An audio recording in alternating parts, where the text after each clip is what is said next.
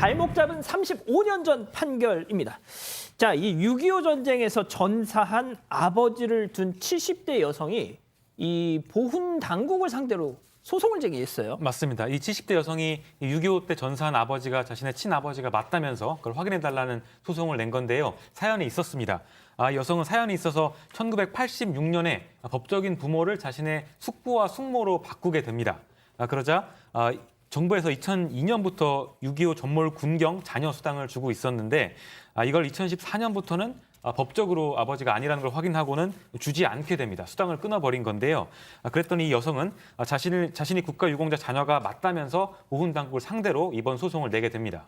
백 변호사님, 이 법적인 부모가 어쩌다 이게 뒤바뀌게 된 거예요? 일단 뭐 이 여성 입장에서 보면 아버지는 일찍 여의고 또 어머니 개가하고 굉장히 힘들게 살다가 이제 30대가 돼서 이제 법적 부모가 바뀌게 된 건데 그 사연이 이렇습니다. 이제 숙모가 이제 미국에 살고 있는데 이 30대 여성 그냥 이민을 시켰으면 했던 거예요. 예. 그래서 가정 초청 형식으로 이민을 하면 아무래도 법원에서도 그렇고 그러니까 이 여건가 또 쉽게 나오고 이민이 쉬워진단 말이죠.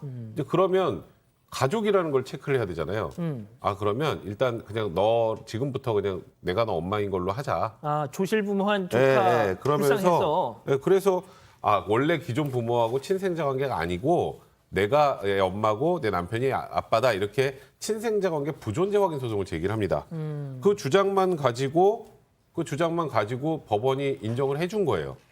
그러니까 이제 이때부터는 법적으로는 엄마 아빠가 숙모와 숙부가 돼버린 거죠. 예. 근데 아까 제가 그랬잖아요. 이거 가정 초청 이민이면 어쨌건 장시간 걸리지 않아서 이민할 수 있다 그래서 이걸 바꾼 건데 문제는 이민이 무산되고 그냥 한국에 계속 살게 됐습니다. 이거 조금 내용이 어렵기도 한데, 자, 아무튼 쉽게 말해서 이겁니다.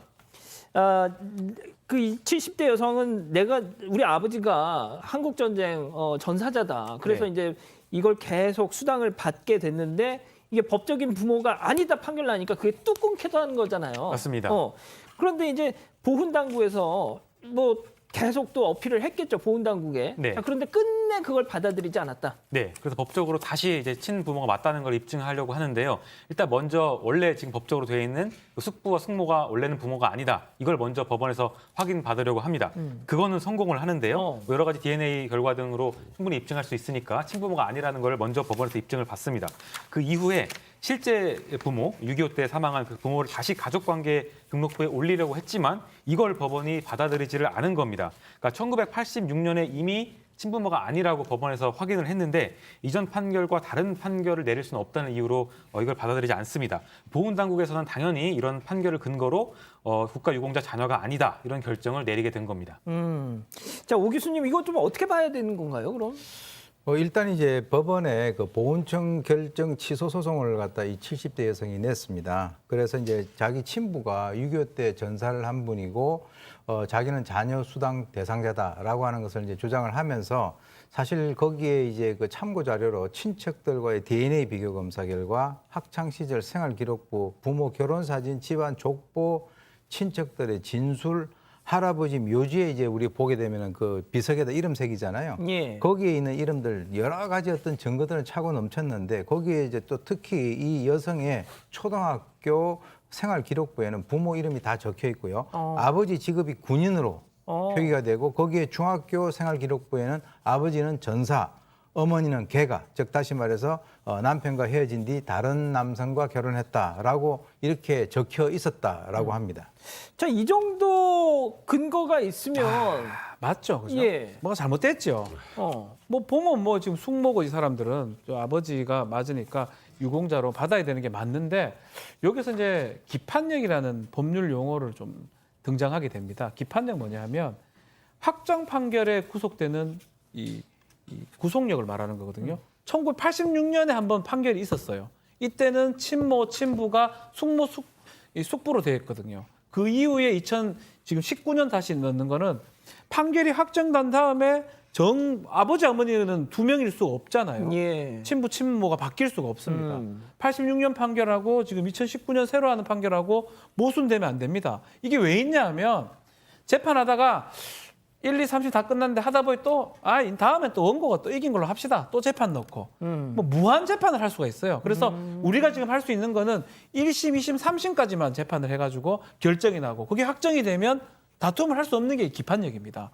그래서 기판력이 지금 작동하기 때문에 1986년 재판대로 해야 되고 지금 2019년 새롭게 하는 거는 증거는 맞고 맞을 수 있다 하더라도 더 이상 판단할 수 없다라고 해서 1심에서는 원고 패소 판결을 내렸습니다. 그러니까 이제 쉽게 말해서 1심 판결은 그 숙모가 당신 부모라고 했으니 그걸로 그냥 가. 뭐 이것 그러니까 법적으로 예. 그냥 부모가 없는 상황이 된 거죠. 그때 이제 원래 엄마 아빠랑 친생관계가 없다고 확정이 됐고 이번에는 숙모 숙부하고도 이제 친정관계가 아니라고 했는데 문제는 기존의 엄마 아빠로 이제 그 등록을 가족관계 등록에 공지를 하려고 했더니 그게 안 된다는 거잖아요. 근데 지금 항소심에서는 좀 판단을 바꿨습니다.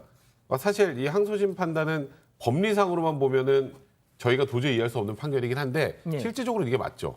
DNA가 나왔는데. 그러니까 이게 지금 저렇게 얘기했습니다. 친생자 관계라는 거는 인간의 혈연적 정서적 뿌리와 연결된 기초적인 관계다. 이건 기판력의 대대전 효력이 있다고 하더라도 지금 분명히 아버지가 전사하신 분이 맞는데 그 기판력 때문에 국가유공자 자녀가 아니라고 하는 건 이건 너무 불합리하다 해서 원고 승소 판결을 내렸습니다. 그러니까 이게 뭐 방금 말씀하신 것처럼 법리적으로는 좀 법리적으로 저희가 이해하기 힘든 판결이죠. 하지만 이게 실질적으로 맞죠. 진짜 아빠니까. 네, 맞습니다. 자, 그런데 이게 대법원까지 갔습니다. 네, 대법원은 또다시 법리로 가버렸어요. 아하. 실제로 봤을 때는 아버지라 불러줘야 되거든요. 예. 아버지라 부르고 이게 맞는데 기판력이라는 법리가 작동해버리면 첫 번째 있었던 재판 판결하고 확정된 판결하고 반대된 게 할 수가 없다라고 판단을 내린 겁니다. 그래서 2심 재판이 실제로는 맞지만 법리에 맞지 않기 때문에 이것은 이런 기판력은 제3자까지 다 효력이 미친다. 원고 패소 취지로 파기환송을 내립니다. 근데 원고 입장에서는 파기환송 갔다는 건 뭐냐면 2심 법원에 새롭게 판단을 할 수 있다라는 거거든요. 또다시 뭐 상고를 해서 대법원 판단 받을 수도 있는데 글쎄요 뭐 저는 쉽진 않다. 일단 법리라는 게 있고 그 법리를 대법원에서 무시하기 좀 쉽지 않다 이런 생각이 좀 듭니다. 저는 개인적으로 그래요. 법원에서는 이렇게밖에 판단을 못 백 변호사님, 하겠지만 지금 유희정님이 네. 당최 무슨 소린지 모르겠다. 좀 제발 좀 쉽게 좀 말씀해야 돼. 이게 예. 쉽게 말하기가 너무 어려운 예. 주제이긴 해요. 예. 그러니까 법원에서 옛날 판단 나온 거를 다시 뒤집을 수는 없다라는 거거든요. 그러니까 옛날에 부모가 아니라고 이게 판단했으니까. 이 실시간 시청자 수도 별로 안 늘고 있어요. 이게 그러니까 너무 재미가 어렵죠. 없어, 너무 솔직히. 어려워. 근데 저는 그러니까 법원의 판단은 좀 이해가 되는데 예. 보훈청에서 확인됐잖아요. 근데 보훈청에서 지금 보니까 가족관계등록부에 엄마 아빠를 안 돼 있으니까 그냥 취소할 게 아니라 보훈청에는 최소한 진짜 실제 돌아가신 분이 아버지라는 걸 확인할 수 있는 여러 가지 자료들이 있었다면 그냥 보훈청에서 이거는 그냥 계속 지급을 하는 게 맞지 않았을까. 법원의 판단 문제보다. 그렇죠. 이거 법적으로 아니니까 소송에 보다는 그게 맞지 않았을까라는 개인적인 아쉬움이 있습니다. 법적인 거는 맞아요. 어떻게 하든지 간에 재판은 그 3심 안에서 해결하라는 게 우리 재판이에요. 왜냐하면 재판 3심 다 했다가 지니까 또 한 번 더 해볼까? 또 하고 그게 안 되기 때문에 한 번 했을 때 1심, 2심, 3심 대법원 갔을 때 그때 확정 판결을 기판력이라고 하는 겁니다. 그때 판결이 잘못됐다 하더라도 그게 법정 안정성으로 쭉 유지가 되는 게 이제 우리 판례 내용이고 근데 그러다 보니까 이상한 결과가 된 거예요. 아버지인데 진짜 아버지가 맞는데 아닌가가 돼버리잖아요. 그걸 과연 바꿀 수 있냐 바꿀 수 없냐 이 판결인데 결국 지금 대법원 판결은 그 법리를 바꿀 수는 없다고 하고 저도 백성문 변호사 지금 말씀처럼 이거는 법원을 통해서 할 게 아니고 행정기관에서 해줘야 될 부분이 아닌가 오히려 그 생각이 듭니다. 그 교수님, 그 댓글에 보니까 이런 게 있어요. 미국 이민 가려고 할 때는 내 생부가 아니요라고 했다가 수당이 끊기니까 내 생부 맞다. 뭐 이거 좀 너무한 거 아니냐라고 약간 좀 박하게 이렇게 얘기하는 분도 계시더라고요. 글쎄 그건 이제 개인적인 문제이기 때문에 우리가 여기서 그렇죠. 완고할 수는 없고 지금 이 사건만 보게 된다면 이 세상에 있어서의 완전한 진실이라고 하는 것은 신의 영역이고 우리 이 법적 판단은 인간의 영역이에요. 그래서 우리가 이제 통상 보게 되면 무죄라고 하는 의미가 그 의미 그 자체가 죄가 없다가 아니라 증거가 불충분해서 죄가 있을 수도 있지만은 유죄 판결을 내릴 수 없다라고 하는 그런 의미로도 우리가 해석을 할 수 있기 때문에 우리는 지금 인간사회에 살고 있으니까 법적 판단에 따를 수밖에 없다. 하나의 기준에 그런 사항인데 인간적으로 보게 된다면 여러 가지 어떤 시각이 나올 수 있는데 이거는 뭐 또 저기 높은 사람이 그거는 조치해줘라 그러면은 또 해줄 수도 있는 사안이 아닐까요? 예. 예. 알겠습니다. 아무튼 말씀 잘 들었고요. 결론적으로 너무 어렵습니다, 이거. 지금도 우리 가족 여러분들이 도대체 이게 뭔 소리인지 모르겠다. 이렇게 말씀하시는 분들이 많이 계시네요. 자, 이 정도로 정리하고요.